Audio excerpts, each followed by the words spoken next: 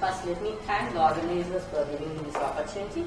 In particular, I am indebted to thank Satyavani sir for this opportunity. And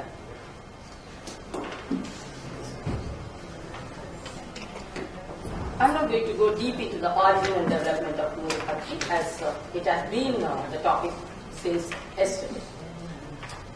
But the Tamil Kadavul Murugan is more than known as Subramanya Kartikeya Kumaraswamy in Andhra Pradesh. He is not called Murugan at all in Andhra Pradesh. That's what I would like to bring this. Yeah, all these are Sanskrit words as such. This is where I want you to please focus on this. This symbol is from Indus Valley script. Dr. Ayavata Mahadevan, who deciphers the Indus Valley script, calls this Murugu. He deciphers the word Murugu from this symbol, which means to decay.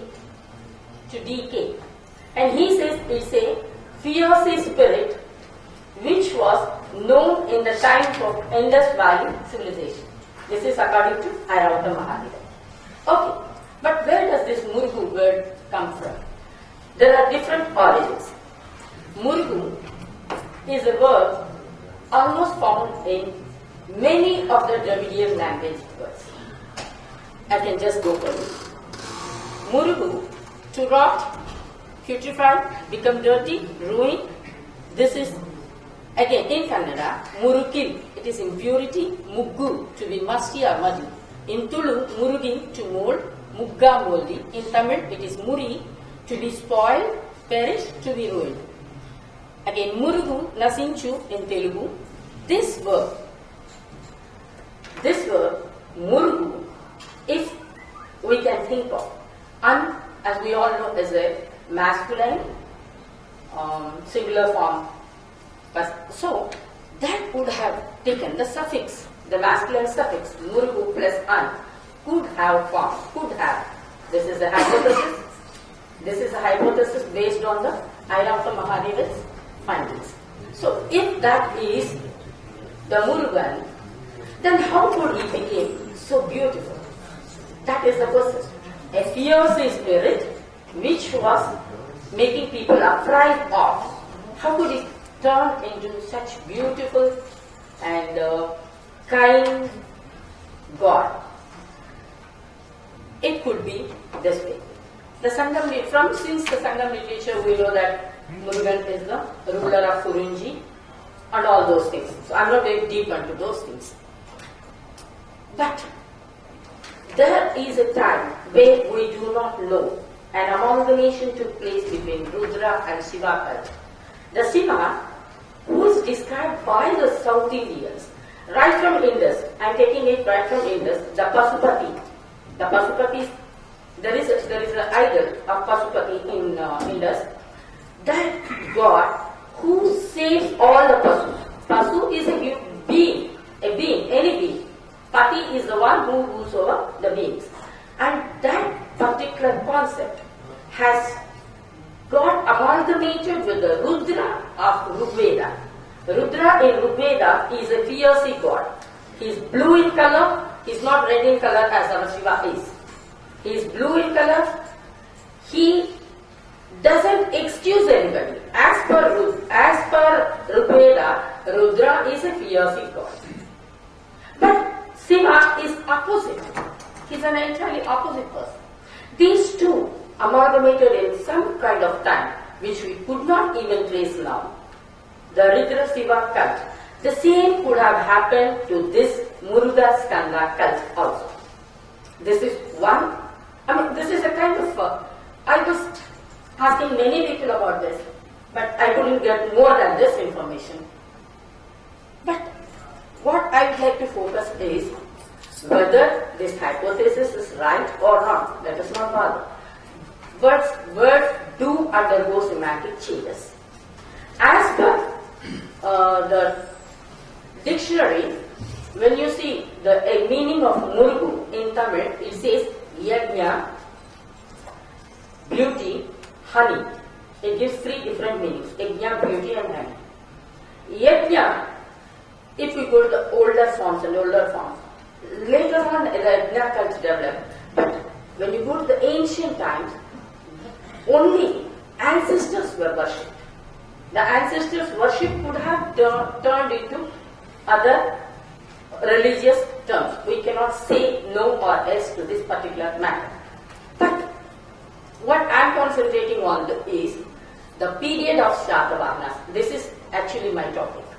Why I took up Airavata Mahadevan here is Airavata Mahadevan thinks about and says about the present what we call Kavadi system as Satavahana. Sata is, no, it is not 10 madam, it is the Kavadi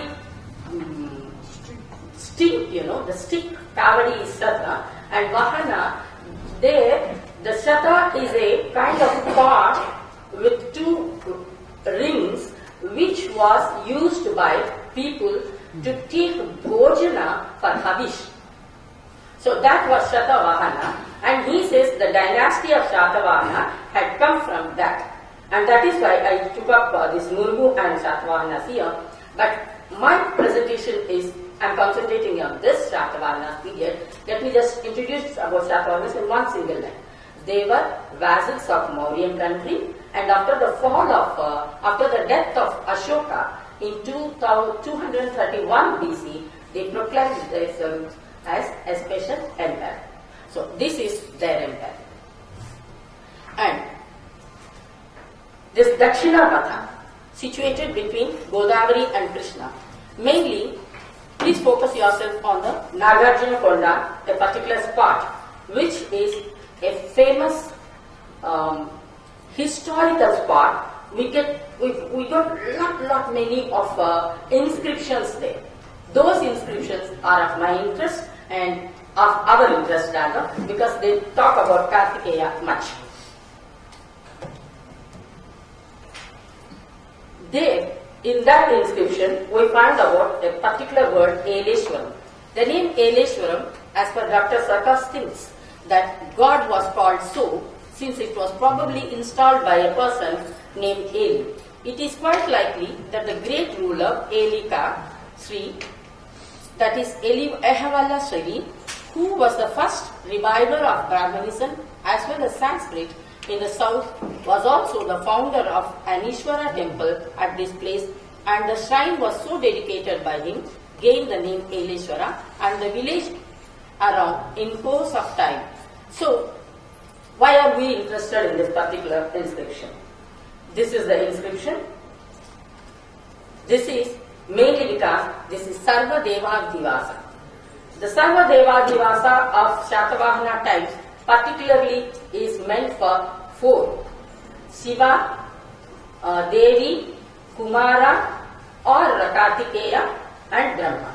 These were the 4 people, 4 gods rather, who were worshipped more in that time.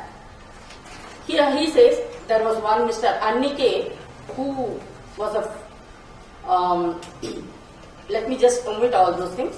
He, a devout worshipper of God Kartikeya or Kumara, the wielder of the terrible spear, so much so that the erection of Shiva temple in question was attributed to the grace of favor of Kartikeya. In those days, this is the most important point I would like to stress upon. The Shatavahanas erected many Shiva temples among the belts of Krishna and Godavari. But every temple was more dedicated to Kartikeya than Shiva. Shiva would be the main deity, but Kartikeya was given more importance, and all the inscriptions, though they mention about Shiva, they just say this, the name of the, like Eleshwaram, the temple name. Like that, they do mention about Shiva. No other inscription, no inscription gives any details of Shiva. But they do give details of Kumara or Kartikeya in every inscription. Why is it so? That was the person. The person what? The answer could be, let me complete this and go there.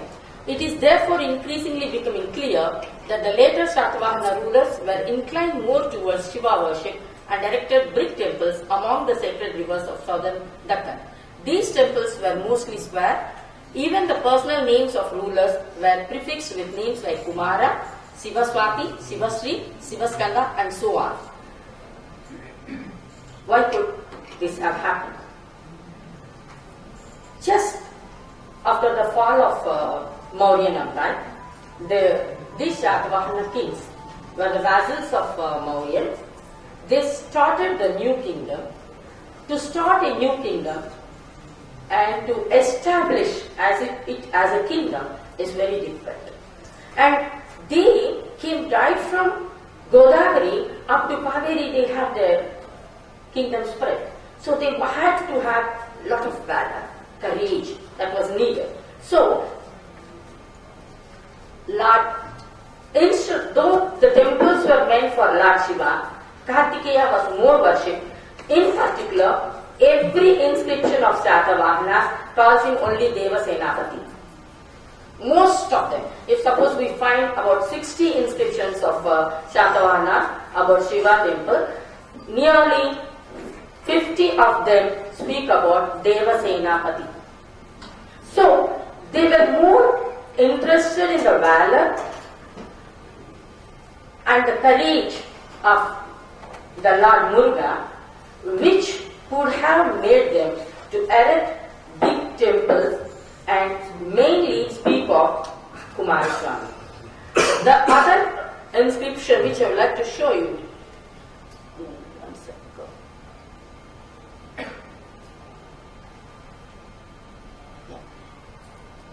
There were temples. An excavation proves that a temple was dedicated to Kartikeya. I have given the plate numbers. They are from Epigraphica Andhika, which was built by Chandashakti Kumara. And again, here this Chandashakti is a Tattvava form of Skanda. Skanda becomes Skanda, and the card drops, and Chandashakti has become. The temple structure was comprised in an L-shaped pillared wing with a massive pedestal. In south of the temple, an over-pillared complex was found with enclosure walls, pedestal and head of Kartikeya. This is most important. There, according to the inscriptions and according to those plates, it is about 10 feet. The head is about 10 feet.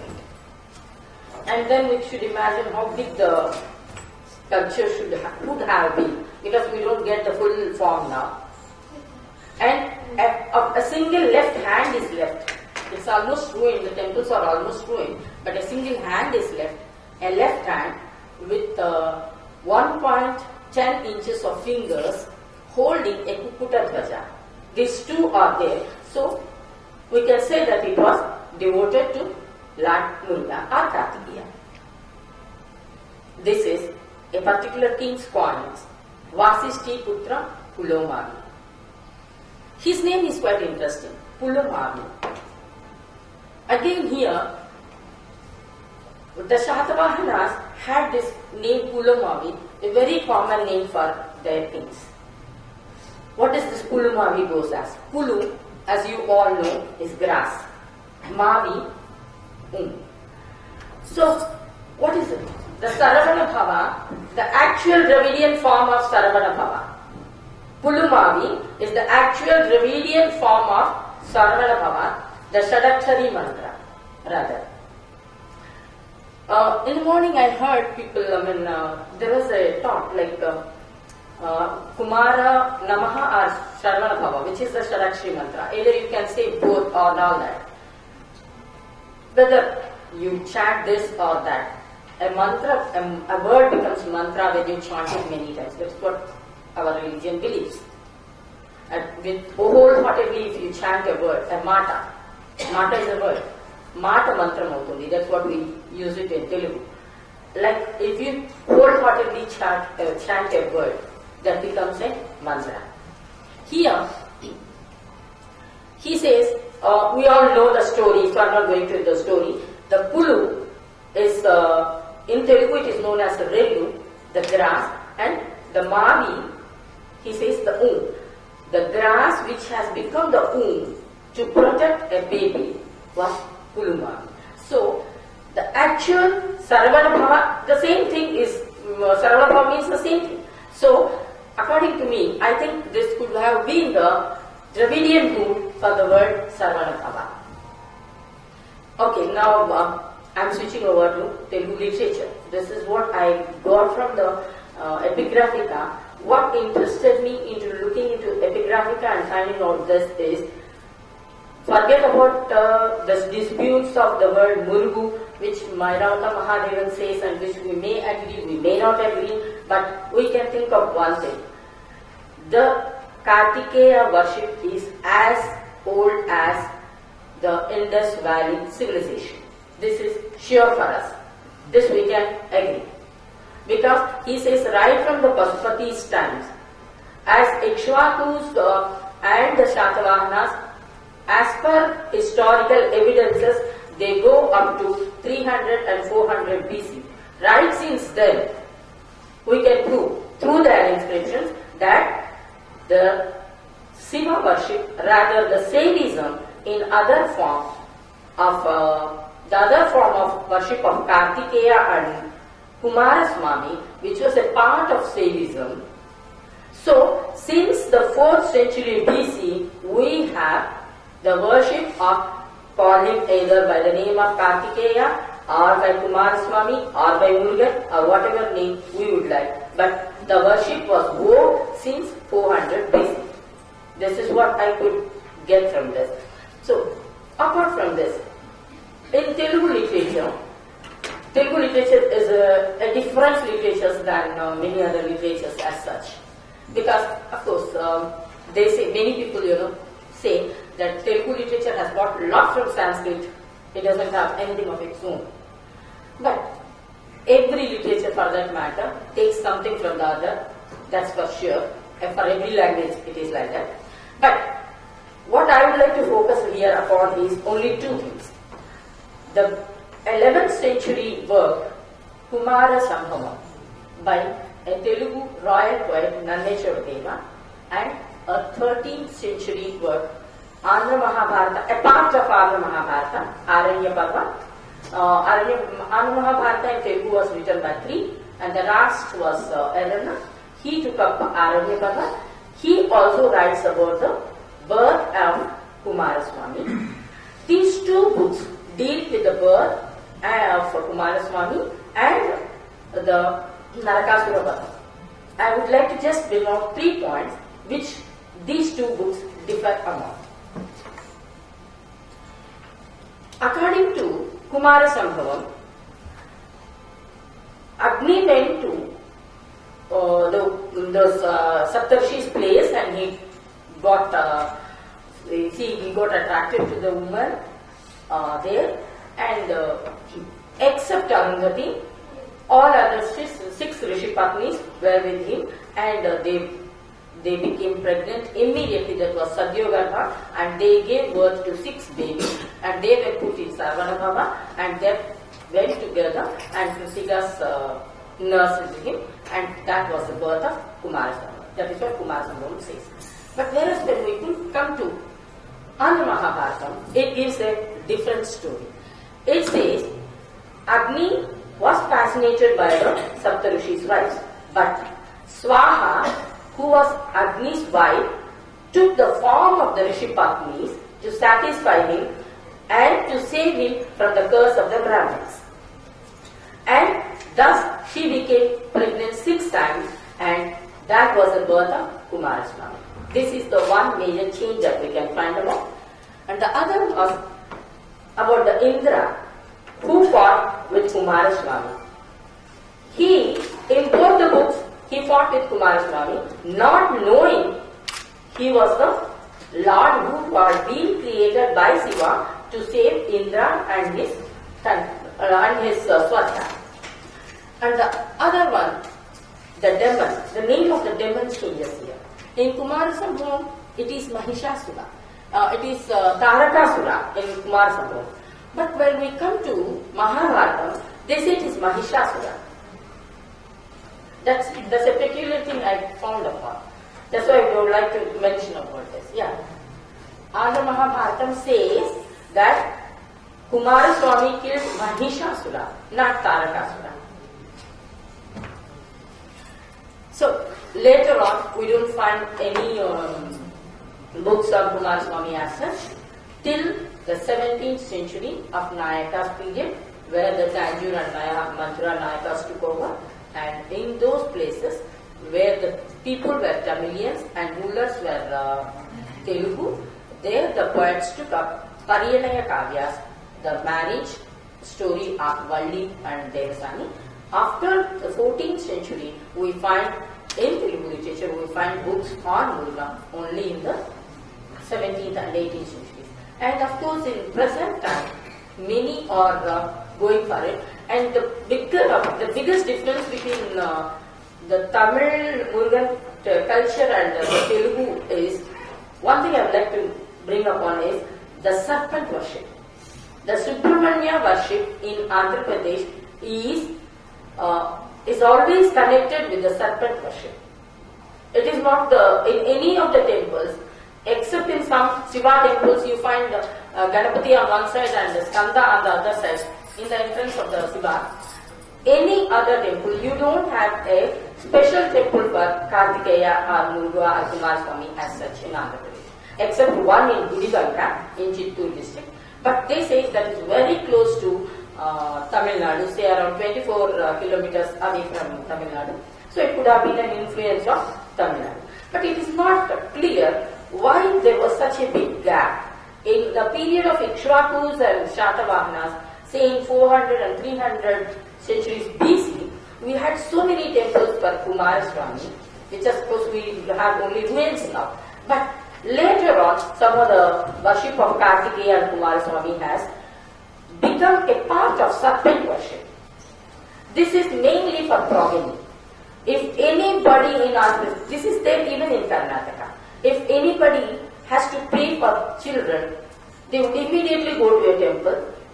If they don't have children for a consecutive period of time, they go to the temple, they erect a snake and they worship. A serpent worship is there, and they believe that serpent worship is Subramanya worship, that is called Subramanya worship, and with that they will immediately get children. This is a practice even in Andhra Pradesh even now. Still it is there. But this happens only in the temples of mother goddesses or Shiva temple. It doesn't have a particular temple for that. Yes sir, I am completing. So, as conclusions, the word Murugan would have undergone a semantic change. Okay, now I am not going to go for all that because it has been discussed. Further research can be taken upon the sculptures and temple architecture of Kartikeya in Andhra Pradesh, similarities and dissimilarities of literary texts comparatively with Sanskrit and Tamil can be taken up. And not last at the least, thank you one and all for your attention. Thank you, Dr. Satyavani.